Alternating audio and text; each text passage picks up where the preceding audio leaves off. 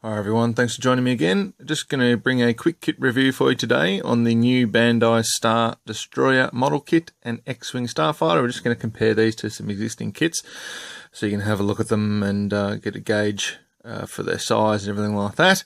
And now I've already taken the liberty of opening the packaging on this, so it just saves us a bit of time. But let's just start off really quickly with their new X-Wing Starfighter.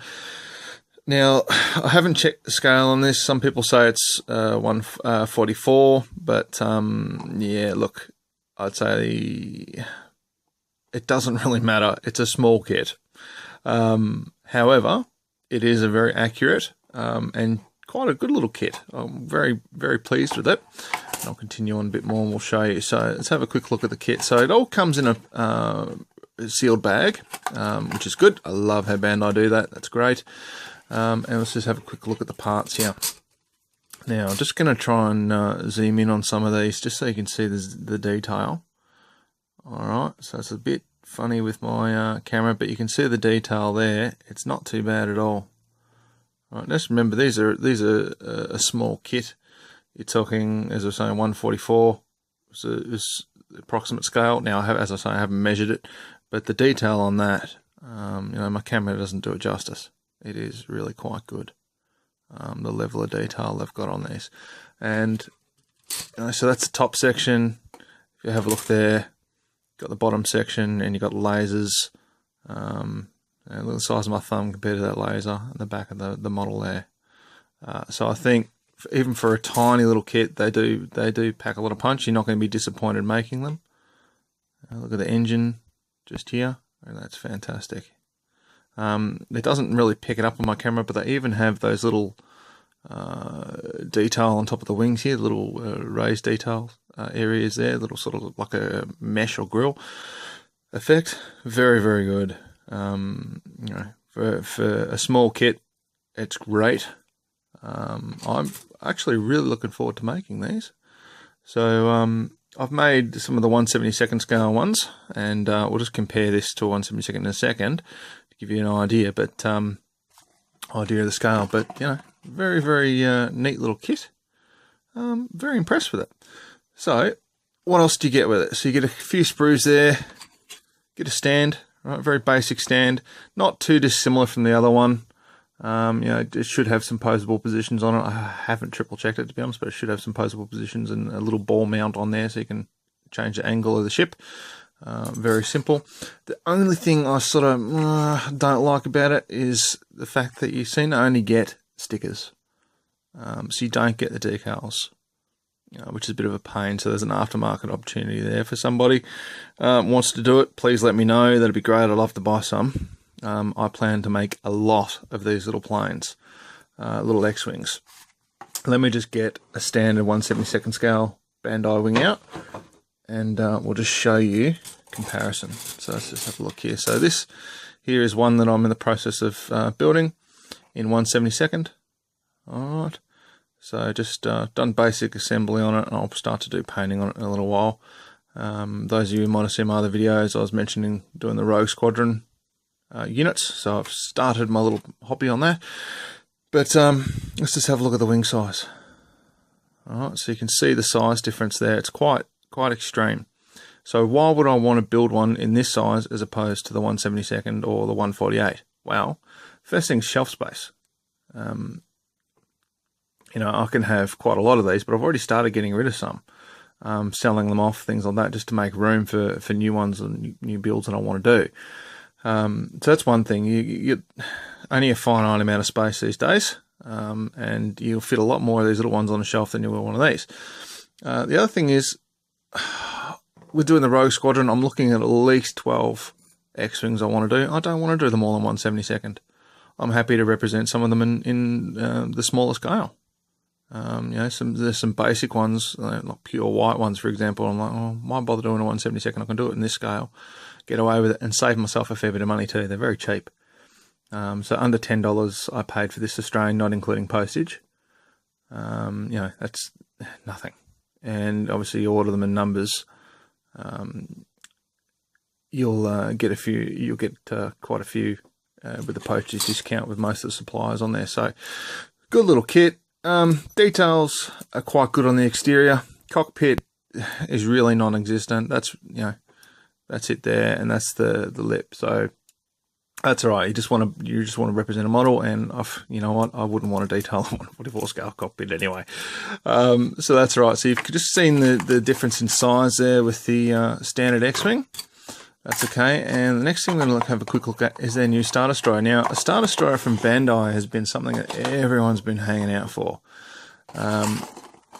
Short of resin kits or the awful old AMT, ERTL, whatever you call it, monstrosity, you know, there really hasn't been much around. So when they did their little expo and they had their Star Destroyer there, which actually, if I'm not mistaken, turned out to be a resin one by another company. Yeah, everyone got excited, including me, and they're going, yep, love that. Okay, $1,000 retail.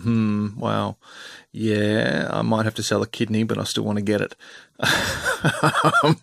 So that's just the way it goes, and I'm trying to figure out how I can incorporate it into a coffee table or something like that so I can get it past the missus and have it in the house. But yeah, so let's have a look at the new Star Wars one. So, very small kit. All right, once again, same as with the X-Wing, it is a tiny kit. However, it is an actually great little kit. I love this as well. So, basic stand, once more. All right, nothing too shabby there. It comes with a sealed bag, once again, so everything's enclosed.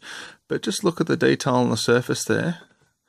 I'll just try and zoom in once again and just neaten that up for you, if I can. Come on, technology. Yeah, that's the best it's going to get. But you can see the detail on the surface there. It is really, really good. No flash, really, to speak of. You know, mold marks, nothing. It's fantastic. Obviously, that little dome section there with a hole in it is where your stand goes. But just look at that. You know, that kicks the backside of any of the kit ones I've seen, well, the old AMT one. It's certainly for the scale. I mean, who knows what scale it is? 1 to 1/1,000,000th of a whatever. It is very tiny, but the detail on these parts is really good. So I was a little disappointed when I first saw the size of it. I'm like, you know, great, but look at that. Love it. Love it. Obviously, you know, it's a bit small if you want to do LEDs for portholes and everything like that. You could probably still fit them in there, but it's fairly solid. Well, you could fit them in there for the engines, I think, but it's fairly solid piece of plastic once it's built, so you're not going to have much luck trying to run LED fibers and anything like that. And I've got some LEDs here, which are LED fiber optics. Sorry, guys. Which are 1/10 of a millimeter, and I still didn't even bother trying to put them in this. It's just too small, but the detail is great. You got your guns on the surface there, your raised detail. Hangar bay. Okay, back of the superstructure, the rear where the engines are, the top bridge area. It's fantastic. I love it. I reckon they've done a great job. They have done an amazing job.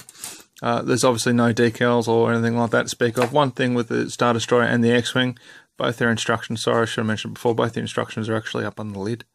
So you can see them there. It's a simple build. It's literally going to take you a minute to build this thing, but it's a lot of fun. I reckon it'd be a great little kit. I'm gonna smash this together soon and have a chuckle. I had to order it. Now, before you go, you hear me talking about the AMT kit. Here's a little spoiler for some of you out there that might have been watching my videos. I haven't wanted to do anything on this because I haven't wanted to say anything about this because it's been a big project.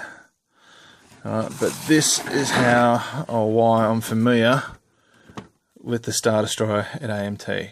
Alright, you get this massive box with these awful lumps of plastic in it. Alright, now this has been one I've been working on literally for years. Okay, and I'm still working on it. Break it out every now and then, and I'm just giving you a quick sneak peek. Alright, so this is all, you see the white there, that's all styrene sheet, that's all stuff I've added to this model. Okay, this is just the top section, so I'm not going to give you a really good look because we're going to do some more videos on this later, but just a sneak peek. So when I'm comparing this, the old AMT monster, to this, I mean the scale size there is readily apparent. You know, it's a huge difference. But even that, the detail on this just poops all over that. You know, it's just terrible. Hence the complete rebuild. But you'll see more of that in the future. I'm going to do a series of videos on that and probably do some demos and everything like that. And show you how I've been doing it and what I've been doing. One last thing I will say, if you've looked at the trailers for the new, I think it's called Rogue One movie coming out soon, you would have noticed the bridge on top of the Star Destroyer has got the old school bit sticking up. Now, on the box art of this, it's laid flat. Now, I think, if memory serves, the original models had it standing up, and they later became what fans were calling them in X-Wing series of games and everything like that. They were called Imperial Star Destroyer 1s. And I think the one with this here became Imp Star 2. So that's the difference there if anyone's wondering. But if I'm wrong on that, just shoot me a message and correct me, please, by all means. I don't like telling people the wrong stuff. And there we go. So I've ordered a heap of little X-Wings in. So I'm going to get some of those in here. We're going to get a few of those kicking along. We'll have Rogue Squadron coming in soon. And we'll finish this Star Destroyer soon. I normally don't do just cute reviews, but I thought, I'll give you a little bit of a teaser with this here. We'll stick this under your nose at the same time and see if we can't get you interested. But drop me a line. Any questions, please let me know. If you're interested in seeing the AMT Star Destroyer review that I do, as I'm doing it, by all means, shoot me a message, and I'll work on a video a lot faster than I intend to. But yeah, we'll get there. Thanks everyone for the likes and the subscribes. It means a lot to me. I appreciate it very, very much. And hopefully you're enjoying this hobby as much as I am. If you have any questions or want any tips or anything like that, just shoot me a message.